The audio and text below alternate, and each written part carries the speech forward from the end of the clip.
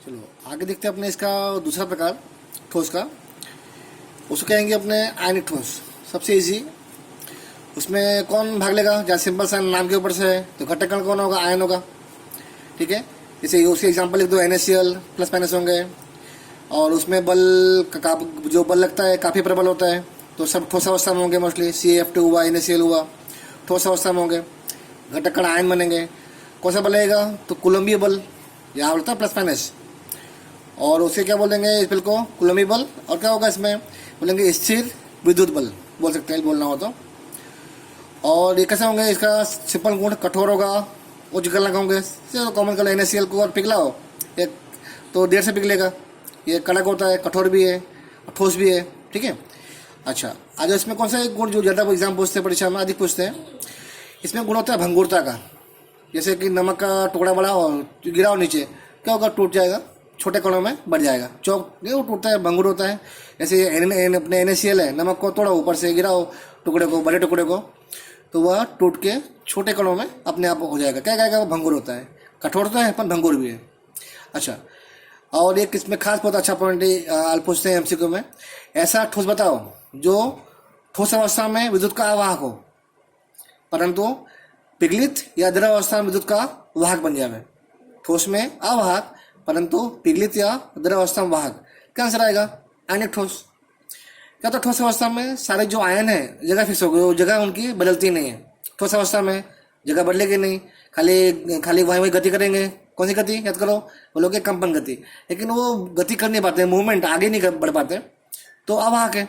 ठीक है, लेकिन जब पिघल जाएंगे, जब पिघल गए या कहीं पानी में घोल दिया गया है, तो क्या घोलने होगा? वो घोलने के बाद में उसके आयन बन जाएंगे, आयन अलग हो गए, बाद में लोग गति करेंगे पूरे विलयन में, पूरे पात्र में, और विद्युत को आगे ले जाएंगे, इलेक्ट्रॉन को आगे बढ़ाएंगे, वाहकता दिखाएंगे। लेकिन ठोस अवस्था में वो भले आयन है लेकिन आयन गति कर नहीं पाते हैं मुक्त अवस्था में, इसलिए वे सभी अवाहक है। परंतु पिघलित या द्रव अवस्था में वाहकता बढ़ जाती है, वाहकता दिखाते हैं। ओके, तो ये हो गया आपका आयनिक का। अब आगे बढ़ते हैं, कौन सा आएगा आपका धात्विक ठोस। धातु में कैसे बनता है, धातु में क्या क्या होता है? तो धातु उसके नाम पर से, धातु कौन सा बंद होगा धातु में? बोलो कि धातु बंद। तो देखते हैं अपने, जैसे एग्जाम्पल लिखा हुआ है Fe निकल, सोडियम, प्लेटिनम, धातु है, अलग अलग है, नाम क्या बोलोगे? धात्विक बंध। ये बनता कैसे है? आपके 11th में था, अगर आपको याद हो तो बोलोगे कौन से इलेक्ट्रॉन जगह जिसका क्या बोलेंगे, इसको बोलेंगे विस्थानीकृत। उसका जगह निश्चित नहीं, घूमते रहते हैं पूरे अणुकक्षक में। और कौन सा कर्नल? बोलोगे परमाणु कर्नल। ये क्या होता है आपको, चलो एक बार देख लो, रिपीट कर लो पहले का। सपोज लेके भी आपके पास Fe है, धातु Fe है, उसका क्या होगा इलेक्ट्रॉन? उसका Z 26 होगा। कितने इलेक्ट्रॉन है? 26। ऑर्गन 3d6 4s2, तो 1s2 2s2 2p6 करते करते यहाँ क्या आएगा लास्ट में? 3d6 4s2। ये क्या कहलाएंगे संयोजक कक्षा, जो कक्षा अंतिम में आई हुई है। और जो इलेक्ट्रॉन क्या कहलाएंगे उसके संयोजकता इलेक्ट्रॉन। अच्छा, अब क्या होगा? इलेक्ट्रॉन वहां से बाहर निकल जाते हैं, और खाली एक ही फिगर अनेक एफी के, खाली एक ही बात कर रहा हूँ, ऐसे अनेक एफी होंगे, उनके इलेक्ट्रॉन बाहर निकल जाएंगे। जब बाहर निकल गए, घूम रहे पूरे कक्षक, बाहरी कक्षक में, जो ये भाग बाकी बचा, कौन सा भाग? ये भाग बाकी बचा जो है, ये भाग, इतना भाग ये छोड़ के, वो कहलाएगा परमाणु कर्नल। ये निकल के इलेक्ट्रॉन क्या जाएगा? धनावेश आ गया। देखिए यहाँ पे घूम रहे हैं इलेक्ट्रॉन, इसे बोलेंगे समुद्र। ये क्या बन गया? समुद्र, उसमें कर्नल तैर रहा है, ऐसी कल्पना की गई है। तो इसमें ऐसा बनता है भी, इसमें कर्नल को तैरता माना गया है, कर्नल को बोलेंगे परमाणु कर्नल। तो ये कर्नल हो गया, और ये जो इलेक्ट्रॉन थे वो क्या कहलाएंगे? वो जगह घूमती रहते हैं, जगह जगह पे, ये यहाँ आ सकता है, वहाँ आ सकता है, वो समुद्र है, घूम रहा है। अब जो यहाँ जो बल लग रहा है, इसका इससे बल लग रहा है, ठीक है, इसके नाभिक से, यहाँ पे इसके नाभिक से बल लग रहा है, यहाँ जो अलग अलग बल लग रहा है धातु में, ये बल इतना अधिक होता है मजबूत, तो सारे घटक कण पास पास रहते हैं, गति कर नहीं पाते हैं।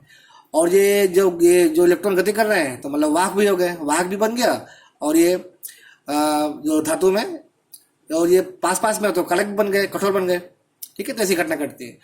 खाली इतना बोलना है आपको, धात्विक बंध कौन भाग ले रहा है? तो बोलोगे परमाणु कर्नल और इलेक्ट्रॉन सागर, या जो इलेक्ट्रॉन जगह पे नहीं है, घूम रहे हैं, क्या कहलाएगा? वह विस्थानीकृत इलेक्ट्रॉन। ठीक है, अच्छा आगे बढ़ते हैं अपने। गुण आ जाओ, कठोर होंगे, उसमें और भी दोनों को वाहक है, क्योंकि इलेक्ट्रॉन गति कर रहे हैं, पूरा मूवमेंट कर रहे हैं हर दिशा में, तो वाहक बनेंगे। इनका हाँ, इसका एक खास पॉइंट है, एक नंबर के लिए अलग से आता है कि भाई गलनांक किसका लंबे विस्तार का है। इसका मतलब जैसे भाई सोडियम है, जल्दी पिघल जाएगा, इसका मेल्टिंग पॉइंट कम होता है। पारा है, पारा मान लो Hg पहले से किस अवस्था में, द्रव अवस्था में होता है समान तापमान पर। उससे आगे बढ़ो जिंक, उससे देर से उसका पिघलेगा, देर से गलनांक देर से आएगा। Fe और देर से आएगा, टंगस्टन और देर से आएगा। तो जो विस्तार इसका कैसा है, लंबा लंबा विस्तार है, कम वाला भी है अधिक वाला भी है। ऐसा क्वेश्चन आ रहा है एक नंबर में, कौन सा ऐसा ठोस है जिसका गलनांक लंबे विस्तार का है, कम वाले भी अधिक वाले भी हैं, क्या आएगा, ठोस। कौन सा नाम आएगा इसका, धात्विक ठोस। ठीक है, अच्छा वो गुण जानते हैं, गुण सबको पता है। तन्यता, उसके खिसके खिसके उसके तार बनते हैं। आघात वर्ध्यता, उसको पीट के पतरा बनता है। ठीक है, पतरा चादर बनती है पीट के। और इसमें जो एक खास पॉइंट है ये करना है, तो उसमें चमक क्यों होती है, बोले एग्जाम्पल एक नंबर में धातु में चमक क्यों होती है, उसमें रंग अलग अलग क्यों होते हैं, कॉपर का रंग अलग है, Fe का रंग अलग अलग है, रंग अलग अलग क्यों, जिंक का रंग अलग अलग है, क्या बोलोगे, इसमें रहे हुए इलेक्ट्रॉन से इलेक्ट्रॉन जो मुक्त अवस्था में है, जो गति करते हैं सागर में, उस पर रोशनी पड़ती है तो चमक भी आती है, उसमें रंग में भी इनका महत्वपूर्ण योगदान है। ठीक है, आपको लास्ट टॉपिक आ गया इसके प्रकार का, क्या कहलाएगा वह, सहसंयोजक ठोस। इसमें सबको इजी पता है कौन सा बंध बनेगा, नाम के ऊपर से है, इसमें सहसंयोजक बंध बनेगा। नाम बोल जाओ, क्वार्ट्ज है, सिलिका है, सिलिकॉन कार्बाइड है, हीरा है, ग्रेफाइड है, इसमें आपस में मिलके बंध बनाते हैं, इलेक्ट्रॉन मिलके बनाते हैं बंध, तो हो गया सहसंयोजक ठोस।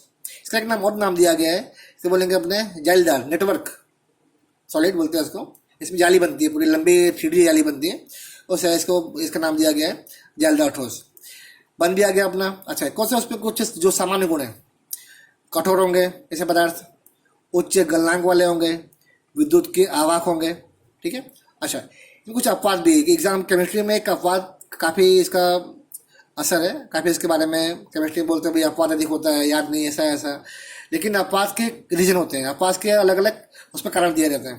तो ये काफ़ी IMP अपवाद है एग्जाम के लिए। जो ग्रेफाइट की, हीरा ग्रेफाइट दोनों ठोस ही की है, कौन सा ठोस है, सहसंयोजक। लेकिन ग्रेफाइट क्या होता है, नरम और विद्युत का वाहक भी है, जबकि यहाँ क्या पढ़ा अपने ने, कठोर होते हैं ऐसे पदार्थ, उच्च गलनांक और आवाहक होते हैं विद्युत के। पर यहाँ क्या बोल रहे हैं अपने उल्टा, ग्रेफाइट ये भी वही ठोस है जो ठोस जैसे सिलिकॉन क्वार्ट्ज है या हीरा है, लेकिन इसमें गुण क्या है, ये नरम है और विद्युत का वाहक है। ऐसा होता क्यों है, अपवाद ऐसा क्यों हुआ, क्योंकि हीरा में sp3 होगा, उस पर सारे इलेक्ट्रॉन भाग ले रहे हैं बंध में, पर ग्रेफाइट में होता है sp2 संकरण। ठीक है, sp2 यानी s की कक्षक, p की 2 कक्षक, आपस में बन गया sp2। कौन सा बाकी बचा, pz, ये बाकी बचा, ये बंध बनाता नहीं है, ये इलेक्ट्रॉन मुक्त अवस्था में होता है। जब मुक्त अवस्था में होगा, जब मुक्त है क्या करा मुक्त होकर, ठीक है, विद्युत का वाहक बनता है।